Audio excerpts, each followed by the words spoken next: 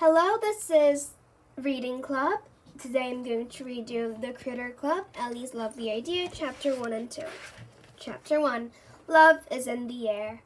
Early on a Saturday morning, Ellie and her three best friends, Liz, Marianne, and Amy, were making valentines in Amy's kitchen.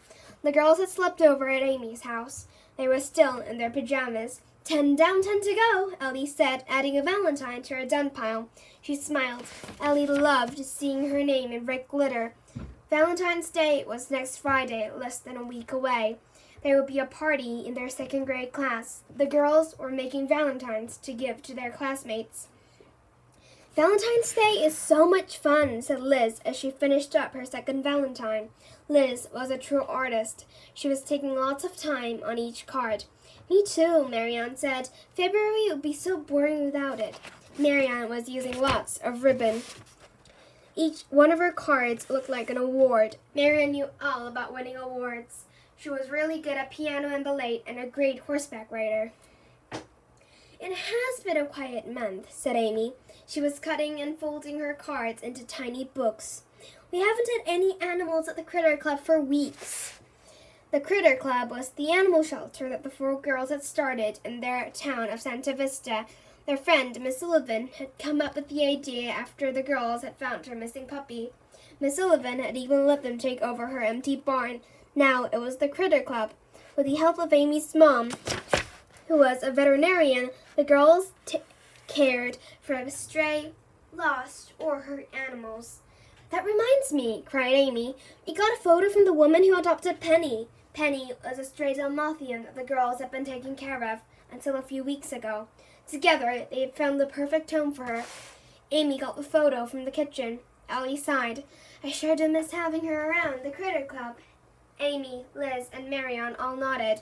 Just then, Amy's mom, Dr. Purvis, came in from the living room. I couldn't help overhearing you girls while I was opening the mail, she said. You know, just because there are no animals at the club doesn't mean you can't help some other animals. Dr. Purvis dropped an open envelope onto the table. Then she winked and walked away. Ellie reached for the envelope. She pulled out the paper inside. Amy, Liz, and Marianne looked over her shoulder. Oh, Puppy Love, said Amy.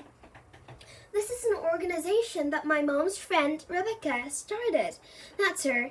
Amy pointed to the woman in the photo. She gives money to families who need help paying for their puppies' medical care, like all the shots that keep a puppy healthy. It looks like Puppy Love is trying to raise more money, Marianne pointed out. Ellie looked at the cute puppies in the photo and smiled.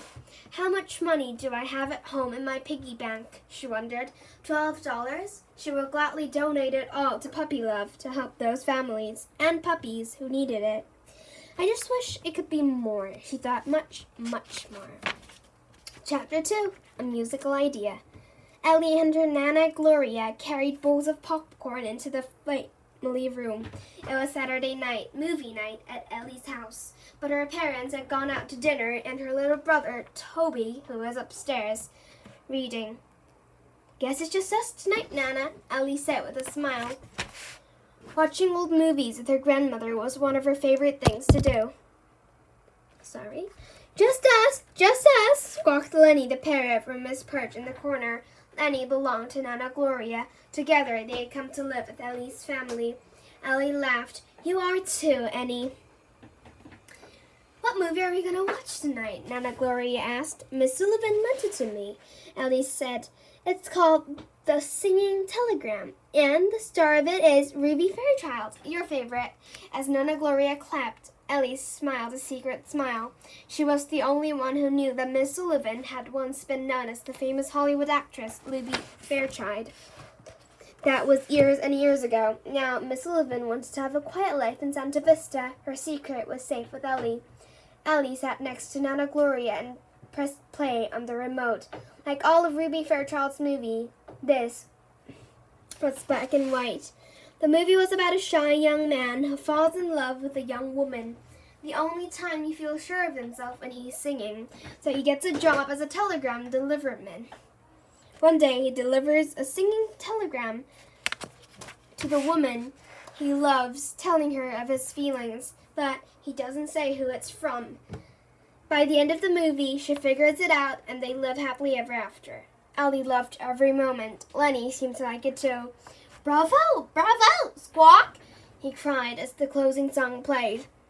Ellie giggled. She had taught Lenny to say bravo when she sang, which she did a lot. Now he said it whenever he heard any music. Did people really send telegrams back then? Ellie wanted to know.